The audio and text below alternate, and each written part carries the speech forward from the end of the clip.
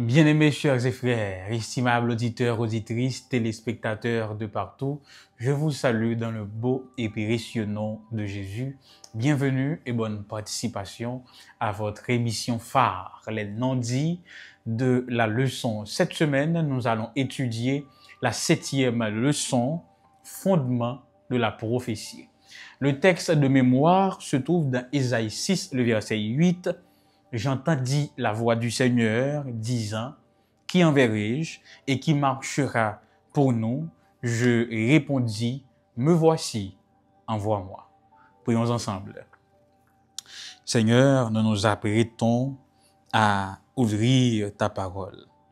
S'il te plaît, aide-nous à comprendre ta vérité, à la saisir pour que nous puissions l'appliquer par la suite, au nom de Jésus. Amen. Fondement de la prophétie. Nous sommes habitués qu'on ait qui ça qui est une prophétie, un prophète, donc nous quittons ça déjà. On nous passer directement dans la partie dimanche là, qui c'est me voici, envoie-moi. Depuis me dit me voici, envoie-moi, nous tous pensons avec Ésaïe. Ésaïe chapitre 6.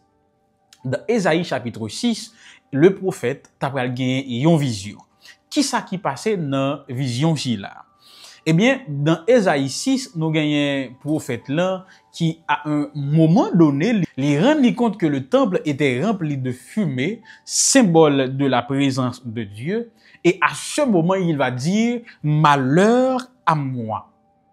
Parce que ma vie dans mes temps au peuple, côté lèvres impures et que moi tout, moi j'ai des lèvres qui impures. Et à ce moment, pour un séraphin, qui pral prendre une braise ardente, bon dit plutôt, qui pral prendre un charbon ardent sous l'autel ou devant l'autel, il pral mettre dans bouche, toucher bouche Ésaïe avec lui, et de là étant, il pral dire Ésaïe, ton iniquité est enlevée, ton péché est expié. Et par la suite, Ésaïe pral entendre la voix du Seigneur, qui pral dire, qui enverrai-je et qui marchera pour nous? Ésaïe pral répondre, me voici, envoie-moi. Qui importance vision ça? Eh bien, c'est simple. Le pardon précède la mission. Faut que Ésaïe t'ait purifié avant pour capable répondre à l'appel de Dieu. Faut que Ésaïe t'ait purifié avant pour bon Dieu t'ait voyé. Donc, avant d'être envoyé, il fallait qu'il soit purifié. Deuxième bagaille. Ésaïe pral dit, qu'est dit? L'el gade ça l'a gade là, li ouais pas gagner possibilité de salut pour lui. Et qu'est-ce que Dieu va faire? Par l'intervention de son ange, il pourra le purifier Ésaïe. Ça rapidement fait nous comprendre que Dieu ne rejette pas le pécheur repentant. Mais par contre, si nous lit 5 premiers chapitres livre Ésaïe, regardez ou prend bagaille. Dans tout texte là, Ésaïe dit malheur. Quand il dit malheur à vous. C'est comme si nous disons, toutes les fois que Ésaïe a parlé de malheur, il pointait du doigt quelqu'un d'autre, un groupe particulier ou le peuple en général. Malheur à vous, malheur à vous, malheur à vous. Mais dans cette vision, il va dire, malheur à moi. Ainsi, bien-aimés sœurs et frères, Dieu ne rejette pas le pécheur repentant, mais bien au contraire, il le restaure et l'appelle à collaborer avec lui. Troisième bagaille, la purification transforme. Ésaïe, qui était un homme brisé, parce que le contexte politique là même était brisé Ésaïe, après l'appel de Dieu, après la purification de Dieu, les vignes serviteurs volontaires, me voici Seigneur, envoie-moi. 3 points. 1. Le pardon précède la mission. Nous demandons pardon pour bon Dieu capable de voyer nous. Troisièmement, Dieu ne rejette pas le pécheur repentant. Les demander pardon, bon Dieu acceptez-nous pour le collaborer avec nous. 3. La purification de Dieu transforme. Passer de l'homme brisé au serviteur du Seigneur. Ok. Je dis à là, nous devons admettre que nous pas dormir et puis nous ouais temple rempli fumée et puis bon Dieu dit qui enverrai-je qui marchera pour nous. C'est pour me dire nous que peu d'entre nous, il est très difficile pour nous avoir une vision qui est si grandiose que par Ésaïe. Mais cependant, nous sommes capables de faire même expérience avec Isaïe. Comment ça? Premièrement, si nous reconnaissons que nous avons besoin de purification, si nous prenons conscience que nous ne sommes pas dignes nous-mêmes, que nous avons besoin d'être purifiés, eh bien, bon Dieu, par l'entremise de son Fils, l'a touché, lève-nous avec le charbon ardent. Deuxièmement, nous devons rappeler donc que le pardon est offert par le sang de Jésus. Donc, nous avons besoin de son sacrifice. Nous avons besoin de reconnaître le sacrifice de Jésus. Et troisièmement, nous laisser transformer intérieurement par son Saint-Esprit. Parce que doit gagner conscience du péché, l'acceptation du pardon et la transformation. Oh non, au quatrième, et la mission. Nous devons mettre nous à la disposition de Dieu pour nous dire, me voici Seigneur, utilise-moi selon ta volonté. Donc ça qui est capable de faire nous comprendre que le pardon de Dieu, c'est pas seulement un effacement des péchés ou du passé, mais c'est un appel vers une nouvelle mission. Dieu nous appelle tous vers une nouvelle mission. Ainsi, bien-aimés, chers et frères, comment on peut répondre tandis que bon Dieu a appelé nous? Il y a un chant de la jeunesse qui dit un appel vient pour les soldats, il vient pour tous. Qui soit répondre? À l'instar d'Ésaïe, je t'invite à répondre. Me voici Seigneur, envoie-moi. Utilise-moi selon ta volonté. Mais bien avant, nous devons songer que le pardon précède la mission. Nous nous repentons et Dieu, lui, il se charge du reste. Deuxième partie, leçon. Les deux chérubins. Partie lundi. La kounya, gonti bagay nous voulons porter. Ça c'est causer moins avec nous. Moun dehors par la donne. Nous souvent entendons parler de chérubin, séraphin, chérubin, séraphin. Et une question que nous sommes capables de poser, c'est qui est-ce ou qui ça qui est un chérubin? Qui est-ce ou qui ça qui est un séraphin? Faut me dire que dans la Bible, il y a plusieurs catégories ou bien types d'anges. Je vais prendre avec nous seulement 4 aujourd'hui. Premier type d'ange là, et c'est le même taux qui premier mentionné dans la Bible là, dans Genèse, c'est les chérubins. Les chérubins. Chérubin, non ça veut dire pleine connaissance ou bien proximité. Pleine connaissance ou bien proximité. Proximité, c'est par rapport à leur tâche. Dans la Bible, la révélation de Dieu nous apprend que chérubin au piperait bon Dieu, tant qu'on apprend le sanctuaire dans le lieu très saint, ou après que c'est chérubin qui sous l'arche de l'alliance, c'est eux-mêmes qui dans la présence de Dieu. Les chérubins, ils sont souvent associés à la protection ou encore à la garde des lieux saints. Ils protègent Éden, l'arche de l'alliance, le temple céleste, qu'on a dit Gadiko, pour nous comprendre. Et ils symbolisent majesté, sainteté ou bien puissance bon Dieu. Deuxième catégorie que nous entendons parler de lui, c'est les séraphins. Le mot séraphin, li voulait dire brûlant ou bien ardent. C'est un mot qui est mentionné dans Ésaïe 6, dans la vision du prophète Ésaïe. Selon ce que la Bible nous apprend, avec le peu d'informations que nous avons, nous sommes capables de comprendre que son être qui flamboyant, qui diffé, qui diffé la donne. Je ne vais pas dire tout fait tout flamme, non? Donc son être qui enflammé, on vient ajouter d'amour pour Dieu. Et il est là pour capable proclamer sans cesse Saint, Saint, Saint est l'Éternel. Donc, c'est un être ou encore son groupe d'anges qui est lié à l'adoration. Une adoration continuelle. Saint, Saint, Saint est l'Éternel des armées. Troisième catégorie ange que la Bible a fait mention de lui, c'est l'archange. Que généralement, on me dit l'archange, avec un article défini, c'est pour dire qu'il y a un seul.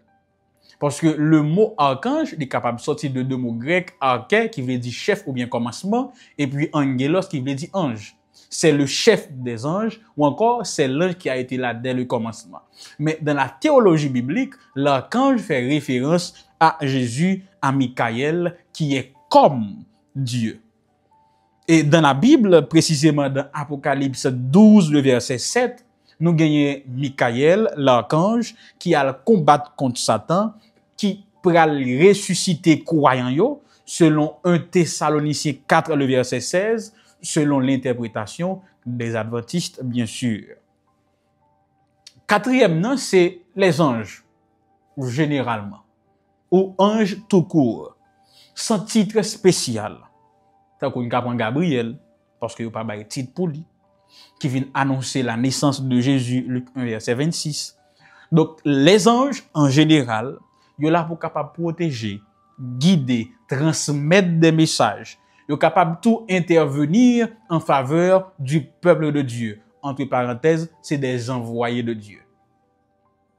Voilà. On tourne dans le son. On se dit que chérubin, on dit c'est un être qui est là pour capable protéger, ou bien plusieurs. Ok? Ils ont été trouvés selon Genèse 3, les versets 21 à 24, à la porte du jardin d'Éden. Vous songez, quand nos premiers parents avaient désobéi, bon Dieu pourrait expulser du jardin, et c'est à ce moment, bon Dieu pourrait placer des chérubins à l'entrée du jardin. Pour empêcher que, pour premiers parents nous tournent, nous avons fait gadiko. En nous posant une bonne question. Pour qui ça, bon Dieu, mettez gadiko devant le jardin? La raison est simple. C'était pour permettre que chérubin yo protège l'arbre de la vie éternelle. Pour empêcher que les humains déchus aient accès à lui-même. Pour qui ça?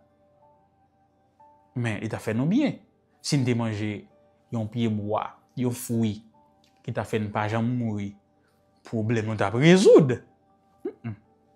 Et pourtant, par amour, bon Dieu placé chérubin yo. Qui côté me vient causer l'amour ça? Parce que si Adam avec Ève, pendant qu'ils ont fini désobéi dans leur état de péché, ils ont mangé le fruit qui donne la vie éternelle, ils ont resté éternellement dans l'état de péché. Vous comprenez? Une intervention de la part de Dieu pas qu'à sauver dans l'état de péché ça. Parce que vous avez gagné la vie éternelle dans le péché. Le salut tape sans espoir de rédemption. C'est là, ça t'a pris, c'est fini très mal. Mais heureusement, Dieu par amour, il a placé les chérubins pour empêcher que nos premiers parents viennent manger l'arbre de vie éternelle. Et ça tout lui rappelait l'alliance que Dieu allait couper avec Abraham, également avec le peuple, les descendants d'Abraham. Côté les deux chérubins, ils étaient symbolisé le trône de Dieu. Le fait que les deux chérubins étaient placés dans le lieu très saint, les tout symbolisé automatiquement le trône de Dieu. Donc Dieu avait placé son trône au milieu du camp d'Israël. Vous comprenez? Et c'est pour cela que je dis nous que le lieu très saint, c'est le point où le ciel et la terre se rencontraient. Côté ciel, la terre font celle, le lieu très saint. Parce que c'était là le trône de Dieu et les deux chérubins, symbole de la présence et du trône de Dieu, c'est là. Ok, nous comprenons. On nous passe maintenant dans la troisième partie leçon, partie mardi. Comme des charbons ardents. Dans cette partie de la leçon, l'auteur va nous proposer 3 textes à lire. Ézéchiel 1, les versets 4 à 14, Ésaïe 6, les versets 1 à 16, et Apocalypse 4, versets 1 à 11. 3 textes, 2 dans l'Ancien Testament, une dans le Nouveau Testament, mais c'est 3 textes qui relevaient de la prophétie biblique. Il y a certaines similitudes entre eux et nous allons découvrir ensemble. On nous commencer. Dans 3 textes, 3 nègres différents, 3 prophètes différents dit, il y a la présence de créatures vivantes. Dans les 3 visions, il y a des êtres célestes qui entouraient le trône de Dieu, qu'a proclamé la sainteté de Dieu, qu'a montré la gloire de Dieu. On va ça dans tous les trois textes. Deuxième bagaille. Nèg yo dit, yo ouais que ces créatures, yo gagnent des visages avec des formes que nous pouvons reconnaître. Il dit, en fait, yo dit, yo ouais que yo gagnent des visages comme des visages de lion, de bœuf, d'homme et d'aigle. Combien me dit là? Lion, bœuf, l'homme, aigle. Ça fait combien? 4. Ou même qui sont super branchés, les noms dits. Qui ça me dit ici? Que 4 c'est symbole qui ça? Totalité ou bien la terre. Donc en voyant 4 animaux ou encore peut-être 4 bêtes, ça rappelait la totalité de la création de Dieu. Le lion pour la création sauvage, le bœuf pour la création domestique, l'homme pour la création humaine, l'aigle pour la création céleste. Nèg yo dit tout, yo ouais que le trône de Dieu était entouré de feu, de lumière, de tonnerre, de mouvements rapides, ça qui symbolisait la puissance, la gloire et la sainteté de Dieu. Et nèg yo réagit même gens tout. Chaque prophète, devant la sainteté de Dieu, yo senti yo indigne et écrasé par leur petitesse et leur état de péché.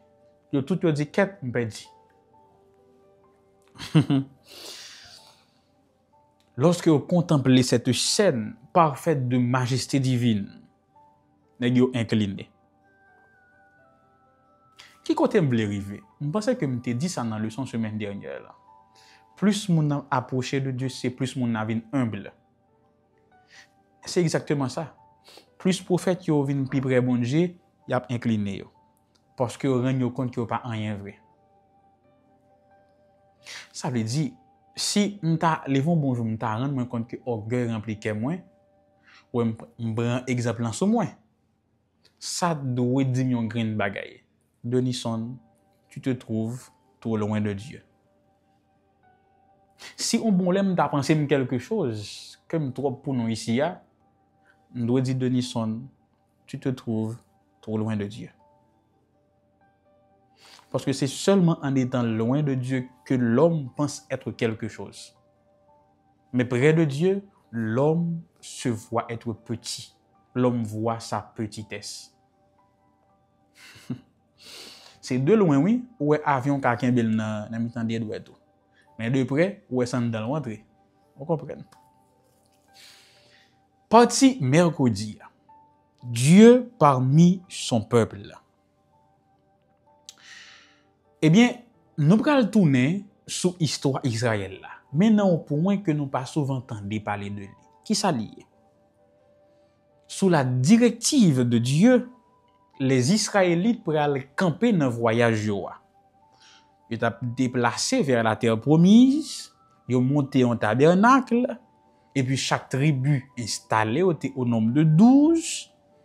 Mais, ils pourraient apprendre que ils doivent séparer en 4. Moun qui bon en mathématiques yo. Si m'gen 12 tribus et que m'ta doit séparer en 4, combien de tribus n'a bien de chaque côté? 3 tribus. Simple tant que bonjour. Dans Nombre chapitre 2, bon Dieu baille qui tribu qui doit tel côté et qui est-ce qui doit dominer? Chef de file. Nombre 2 verset 3, il dit à l'est, ou a besoin Juda.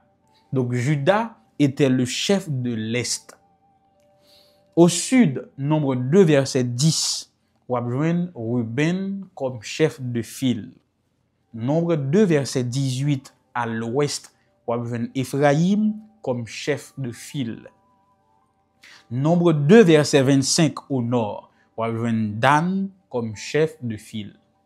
4 tribus qui t'a dominé, c'était Juda, Ruben, Ephraim, Dan. Juda à l'est, Ruben au sud, Ephraim à l'ouest, Dan au nord. Mais il n'est pas seulement suffi pour séparer yo en 4 groupes de 3. Mais au chaque la te doit gen un étendard et sous étendard ça te doit gen un symbolisme et m'ra l'expliquer. La Bible pas dit directement qui image qui était sous étendard ou bien des rapports chaque groupe. Cependant, selon la tradition juive, principalement dans les écrits des anciens comme la Midrash et les interprétations rabbiniques, mais qui ça yo rapporté, la tradition rapportée. Songez de gen 4. Juda à l'est, sous drapeau pal la, sous étendard parlant te gen yon lion. Kenbe image yo oui, yon lion. Lion, en tant que roi des animaux, on dit sauvage, c'est symbole de force, de royauté. Genèse 49, le verset 9. Au sud, nous te gen Ruben. Sous étendard parlant, la tradition dit te gen yon homme, un homme. Un homme. Où est côté de m'aller? Donc, Ruben était lié à la naissance. Genèse 30, le verset 14. Ephraïm, à l'ouest, sous étendard parlant, te gen yon bœuf. Yon bœuf, le bœuf, c'est le roi des animaux domestiques. Mais c'est aussi un symbole de service et de sacrifice. Selon Deutéronome 33, le verset 17. Dan, au nord, te gen yon serpent ou bien yon aigle, nan drapeau palia. Le serpent est cité dans Genèse 49, verset 17, mais pita, yo pral wel comme yon aigle qui c'est un symbole de privilégié. En songe, Juda gen lion, Ruben gen homme, et Ephraim gen bœuf, Dan gen aigle. 4 monsieur ont te fait une vision dans partie que nous sommes dans partie mardia. 3 prophètes différents, yo ouais 4 groupes d'êtres célestes. Et au chaque là te gagne des visages que capable de reconnaître. Lion, homme, bœuf, aigle. Donc bien avant que la vision soit donnée à ces prophètes, Dieu avait déjà lancé le message à travers la façon dont il a arrangé le peuple autour du sanctuaire. Et ça fait nous intéressant parce que nous joignons dans la vision Ézéchiel avec Apocalypse, lion, homme, bœuf, aigle, les 4 créatures autour du trône de Dieu. Ou pour qu'on comprenne ce qui passe. Bon, il faut comprendre. Dans la vision d'Ézéchiel et d'Apocalypse, qui côté il a fait vision ça? Bon, me poser question de l'autre façon. Est-ce que c'est une vision du ciel ou de la terre? Du ciel. Donc, autour du trône de Dieu, dans le ciel, ces prophètes avaient vu des êtres, des créatures avec 4 formes. Lion, aigle, homme, bœuf. Or, dans nombre, dans sa marche avec Dieu, quand Dieu t'a établi sanctuaire, il séparé le peuple en 4. Et chaque groupe te gen yon étendard avec yon image, yon symbole. Lion, homme, aigle, bœuf. Ça veut dire qui ça pour? Au milieu d'Israël, tout comme dans le ciel, Dieu avait établi son trône. Au milieu du campement d'Israël, Dieu avait établi son trône. Li pa ka gen et yo littéralement, li pa symboliquement dans mes peuples. Donc nous comprenons. Donc c'était une façon pour Dieu de rapprocher Israël de la réalité céleste. C'est comme si bon Dieu était velé pour peuple en vin pi près li. Mais nous-mêmes jodi là, si nous voulons vin pi près bon Dieu, est-ce que nous obligés de prendre 4 étendards ou bien séparer l'église en 4 pour nous bailler chaque monde un drapeau? Non. Il y a une façon qui est plus simple, ou me dit plus simple, pour nous rapprocher de Dieu. Qui façon yoye? Bon petit temps pour réfléchir. Si m'ta vinn koto, m'ta dit bon frère, m'sem, m'vle rapprocher de Dieu. M'vle vinn pi près bon Dieu. Qui soit m'te ka fait? So t'a dit. Moi-même m'ta dit la prière sincère, parler à Dieu comme un ami. l'étude de la parole de Dieu, nous t'a dit l'adoration avec l'autre croyant yo, obéissance à volonté bon Dieu, partager l'amour bon Dieu avec l'autre en action. C'est 5 bagailles pour moi-même qui faut rapprocher de Dieu. Prière sincère, étude parole bon Dieu, adoration, obéissance, partage ou bien témoignage. Bien sûr que nous avons l'autre, ou bien nous n'engage pas non. Bref, on passe dans la dernière partie leçon, hein, qui c'est la chute de Lucifer, partie jeudi. Son histoire que nous connaissons déjà, nous te lis dans Apocalypse, dans Ézéchiel, dans Isaïe, mais nous allons faire un petit chita rapidement sur l'histoire ça pour nous capable rapprocher li de leçon semaine. Isaïe 28, les versets 11 à 17, et Ézéchiel 28, disons mieux, versets 11 à 17, et Isaïe 14, versets 12 à 14, yo exposé nous la chute de Lucifer qui était faite à cause de orgueil. Il te voulait prendre place, bon Dieu. D'ailleurs, il dit, il te voulait élever moi au-dessus des étoiles de Dieu, il te voulait chita sur le trône, bon Dieu, même. Et Lucifer a été expulsé, jeté dans l'abîme. Apocalypse 14, versets 1 à 12, lui-même lui décrit ceux qui suivent Christ. Et voici la description. 1. Dans Apocalypse 14, les saints se tiennent avec l'agneau, Jésus sur le mont Sion. 2. Ils sont fidèles. Ils sont marqués par le nom de Dieu. Donc, ils ont le même caractère avec bon Dieu. Ils sont purifiés. 3. Ils sont obéissants, gardant les commandements de Dieu et la foi de Jésus. Ou pour qu'on comprenne, pour comprendre, on établit différence là. Lucifer te voulait lever tête li avec propre courage li. Le peuple de Dieu s'est humilié en dépendant de Christ totalement. Lucifer a été jeté dans l'abîme, donc abaissé à tout jamais, tandis que le peuple de Dieu est élevé pour l'éternité. Leçon morale pour nous, tout le monde qui est levé, bon diable baissé, tout le monde qui baissé, bon diable levé. Le peuple de Dieu est appelé à s'humilier en dépendant entièrement de Jésus, et Dieu va l'élever pour l'éternité. Et en tant qu'Église, nous devons annoncer le message des 3 anges pour nous rappeler cette réalité. C'est un appel mondial.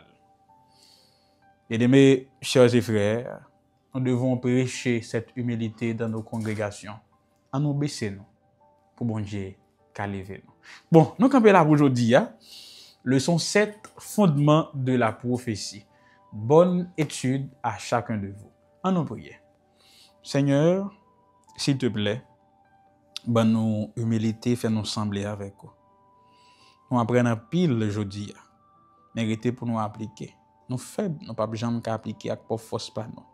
Nous prions ben nous l'Esprit Saint ou avec capacité par vous pour nous mettre parole ça en application pour nous bien servir. Dans nom Jésus nous prions. Amen.